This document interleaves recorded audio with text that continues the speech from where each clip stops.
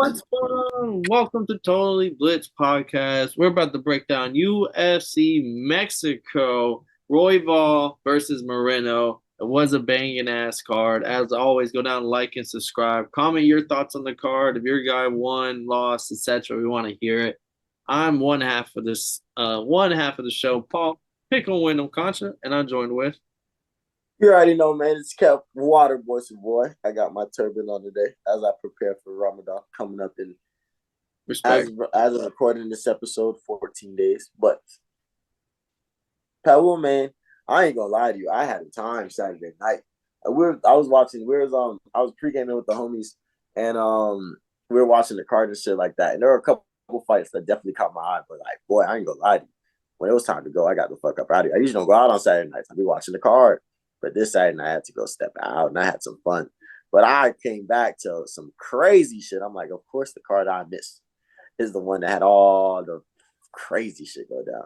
Don't worry, I'm here for all. I was here for the whole thing.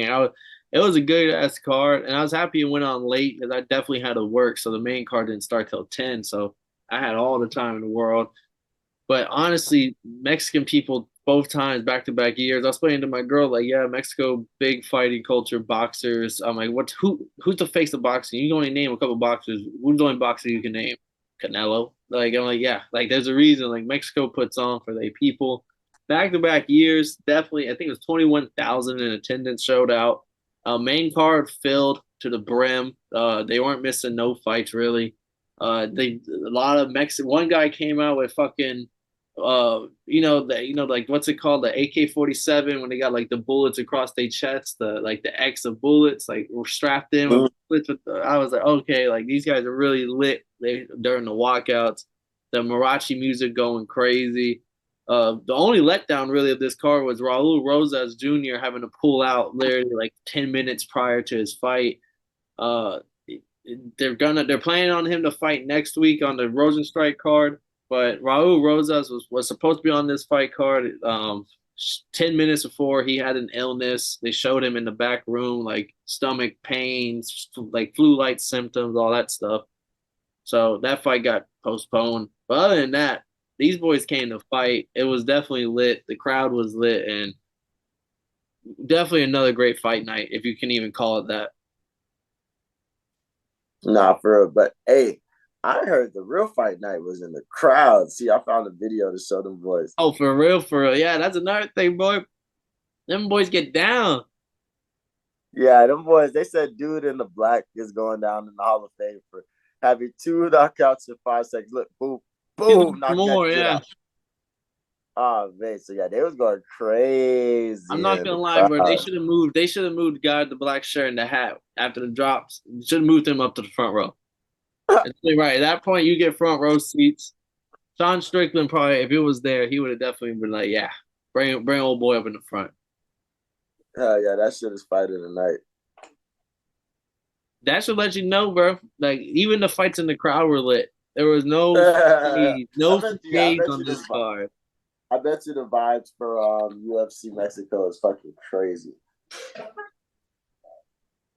It was. I mean, it definitely was. I'm not gonna lie.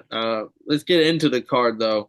I mean, opening. It was supposed to be Raul Rosas opening the card. Instead, we got Manuel Torres with a minute and 46 second submission over Chris Duncan. If you remember Chris Duncan, he came in with the war paint on his face, just like Paul Craig. He's from the same country as Paul Craig. He did the same war paint.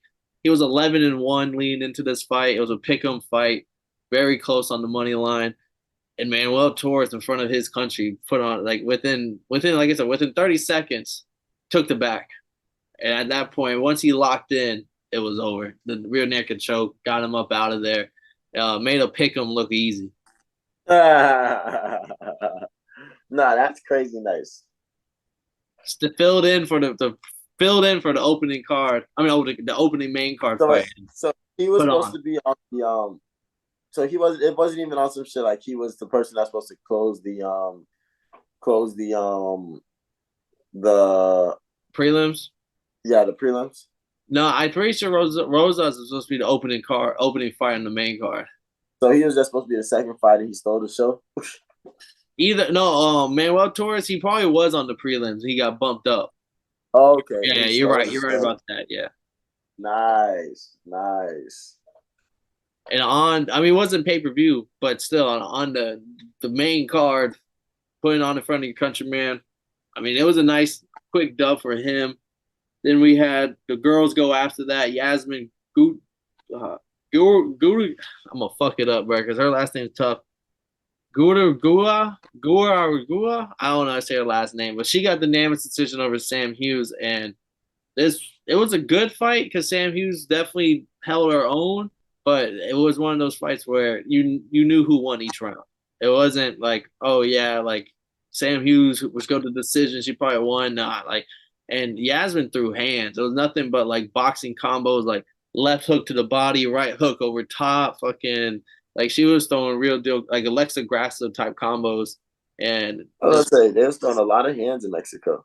yeah. So another fight that kind of no mat necessary. And girls just stood and banged, and it was a good win for the Mexican fighters back to back. Nice. How do you think the Mexican fighters are overall on this card? Honestly, great. I mean, outside of Moreno losing, boy, Royval's Spanish himself. He's not Mexican, but he's a Spanish fighter. Uh, all the Mexicans almost won except for the very first Mexican fighter on the opening on the second fight on the early prelims. Outside of that, and Moreno, all the Mexicans won because even Ortega is a Mexican American, even though Yair is Mexican himself. So it was like Mexicans overall won almost every fight. Nice, nice. Love to see it. Viva Mexico. And they did it in convincing fashion, like Daniel Zellhuber, the next prospect up. I keep forgetting, but he is like so tall, 6'1" for lightweight, 77-inch reach, the longest active reach in lightweight. Picked apart Prado, took the first round to find the distance. Prado was a good, close round in that first one, but second round, that's when he started teeing off, and that's keeping him at the perfect distance. Every time he came in, would land a fucking knee and cut him open. Blood was gushing. Doctor had to come in, check him out, declared he's okay to fight still. They put a little bit of that Vaseline on it. That shit got knocked off in the next 30 seconds of the third round, and then blood gushing some more. Zellhuber just he probably could have got the finish, but Prado showed he had a heart, even though he was gushing blood for the majority of this fight. Shout out, bro. Anybody that can gushing blood is still throwing that. I want to say low key, this fight might have been playing in the background when we were pre-gaming because I remember seeing somebody like, God damn, everybody at the house stopped what they were doing. Like, God damn, this motherfucker is busted open. Yeah, they were. Jasmine couldn't even look at the screen during this fight. Jasmine was like, I can't do it." It's like she literally left the room, and went to the kitchen, was like, I can't look at this." That shit is tragic. I loved every second of it though. And then our next fight was a 5-rounder, even though they didn't need those 5 rounds. Co-main event: Ortega versus Yair, the rematch.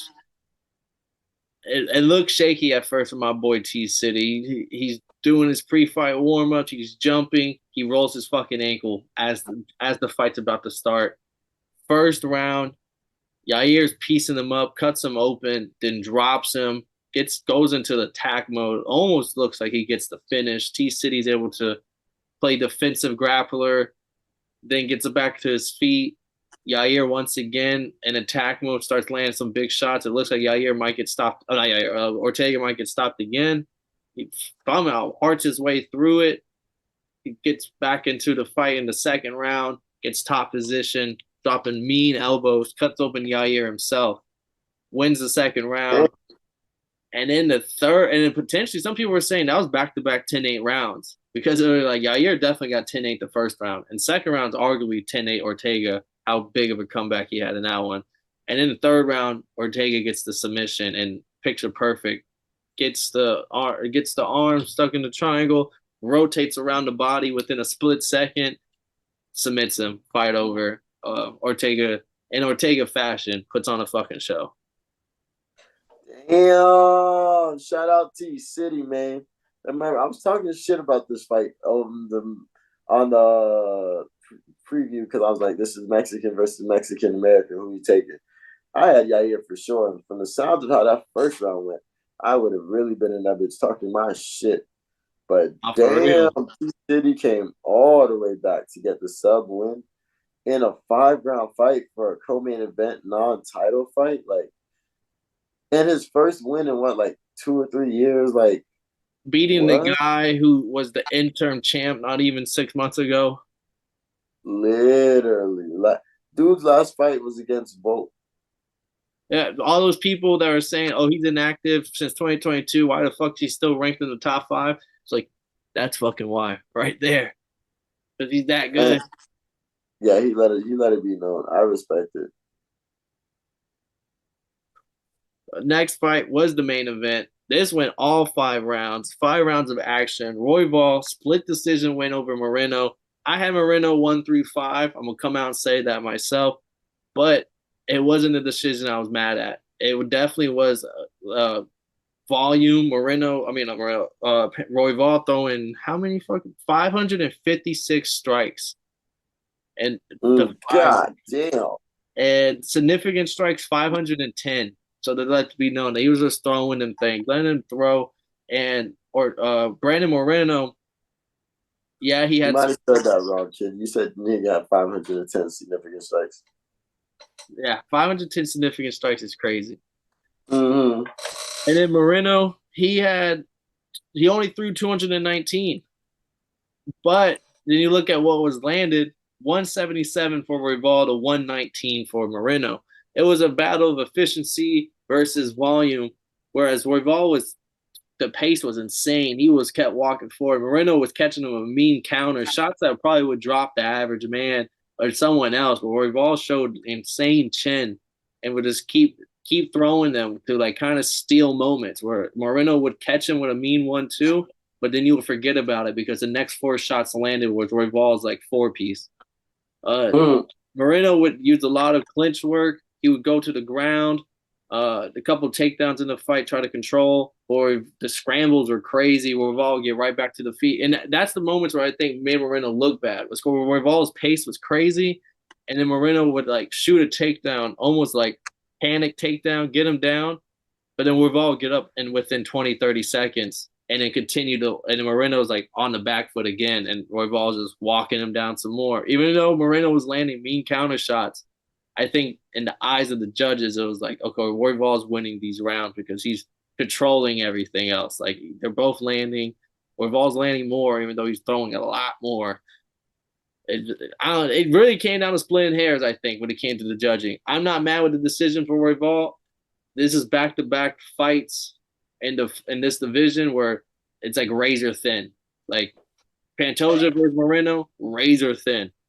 Moreno versus Royval, razor thin.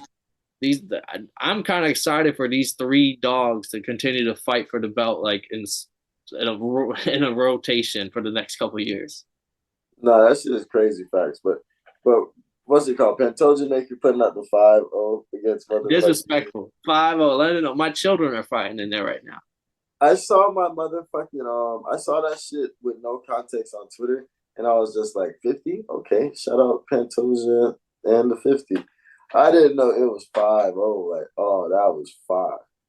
Yeah, and he talked his shit, and then Royval definitely talked his shit after the fight. Not to Moreno, but to Pantoja, saying, "Ain't no man gonna keep me down no more. Like I'm coming for you in Brazil. I'm gonna whoop your ass. Fucking, I'll do it on your turf. I'm the road warrior. Just beat Moreno in Mexico. I'll beat you in Brazil. Get my fucking belt ready, basically." Damn, he did just beat Moreno in Mexico. That's crazy. That's a flex. Big flex. I want to say, and then who else did he? Yeah, his last fight was to Pantoja where he lost the fight before, and so that went to 5 rounds. So like, I mean, this division is definitely top heavy, but I can't wait. Like they're all fighting each other, and they're all so close. Facts. Yeah, and it seems like I thought there was a gap in skill because I thought Kai France was like the number 3 in that division after Figueroa left. No, like people are making it seem like who I thought was number 3 is like really like in the 6s and 7s in this division because everybody's that close. Yeah, and I mean Royval versus Pantoja will be next. Moreno, I mean he can't fight Kai France again because he last time wasn't even close. They got to give him El Bazi. Probably, yeah. Obazi's right there. And he just has to win, and then he probably has to beat somebody again, and then he'll get a title shot. Yeah, they were talking about cutting this division away, but honestly, this division is probably the most exciting it's been now that Figgy's gone. Yeah, and yeah, they're changing hands. The champions are staying busy and active. And they're It's talented. There's so hard, much talent in this division. but it's just so hard to sell. Yeah, because For they're like some reason, 15. They're not that big of guys. it's just so hard to sell. For nobody wants to watch And the technical fighters throw hands. before we get out of here, I do gotta say, Moreno, I said he was the heart and soul of Mexico, and it definitely showed because when he came out, the crowd went crazy. When Royval came out, boo, like crazy amount of boos, but like Moreno had the love out there. It was crazy. It was one of those like it felt good watching it happen on TV. Nah, dead ass. But I mean, it was a good fight night. UFC Mexico definitely came and delivered. They're definitely gonna do it again. Sells out. The crowd is definitely into it, and there's enough Mexican fighters on the roster. They can definitely keep doing this. Fact. Didn't even have to call Alexi Grasso. They didn't even need to call in the champ for this, bro. Literally. Good ass card. We'll catch y'all next week for the Rosenstrike versus Shamil card. A lot of prospects on that fight night. And as always, go down, like, and subscribe. Comment your thoughts on this card. And I'm Paul. Pick and win them. Join Kevin, Waterboy Savoy. And if y'all didn't know, well, now y'all know, motherfuckers.